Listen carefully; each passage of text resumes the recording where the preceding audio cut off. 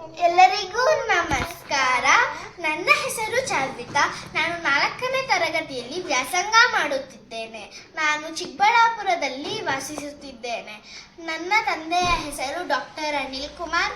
ನನ್ನ ತಾಯಿಯ ಹೆಸರು ಪ್ರಿಯಾಂಕಾ ಅನಿಲ್ ಕುಮಾರ್. ನನ್ನ ಹೆಸರು ಗಂಭಿತಾ.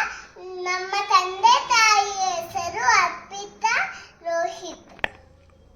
ನಾವು ಧನ್ಯಾನಾಂ ಉತ್ತಮಂ ದಾಕ್ಷ್ಯಂ ಶ್ಲೋಕವನ್ನು ಹೇಳುತ್ತಿದ್ದೇವೆ.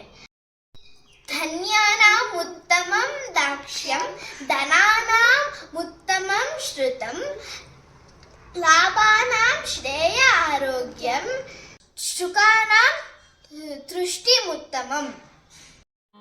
ಧನ್ಯಾನಾಂ ಉತ್ತಮಂ ದಾಕ್ಷ್ಯಂ, ಧನಾನಾಂ ಉತ್ತಮಂ ಶ್ರುತಂ, ಲಾಭಾನಾಂ ಶ್ರೇಯ ಆರೋಗ್ಯಂ, ಸುಖಾನಾಂ ತುಷ್ಟಿರುತ್ತಮ.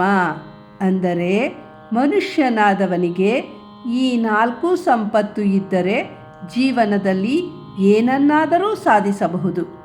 ಗುಣದಲ್ಲಿ ಯಾವುದು ಉತ್ತಮ ಅಂದರೆ ದಾಕ್ಷ್ಯಂ. ದಾಕ್ಷ್ಯಂ ಅಂದರೆ ಕರುಣೆ, ಸಾಮರ್ಥ್ಯ, ಜಾಣ್ಮೆ, ಕಾರ್ಯಪಟುತ್ವ ಇವೆಲ್ಲವೂ ಸೇರುತ್ತದೆ. ಇವೆಲ್ಲ ಇದ್ದರೆ ಒಬ್ಬ ದಕ್ಷ ವ್ಯಕ್ತಿ ಆಗುತ್ತಾನೆ. ಧನಾನಾಂ ಉತ್ತಮಂ ಶ್ರುತಂ. ಧನದಲ್ಲಿ ಉತ್ತಮ ಸಂಪತ್ತು ಅಂದರೆ ವಿದ್ಯೆ. ವಿದ್ಯೆ ಬುದ್ಧಿ ಇರುವವರು ಎಷ್ಟು ಹಣ ಬೇಕಾದರೂ ಸಂಪಾದಿಸಬಹುದು. ಲಾಭಾನಾಂ ಶ್ರೇಯ ಆರೋಗ್ಯ. ಲಾಭಗಳಲ್ಲಿ ಶ್ರೇಯಸ್ಸು ತರುವುದು ಆರೋಗ್ಯ.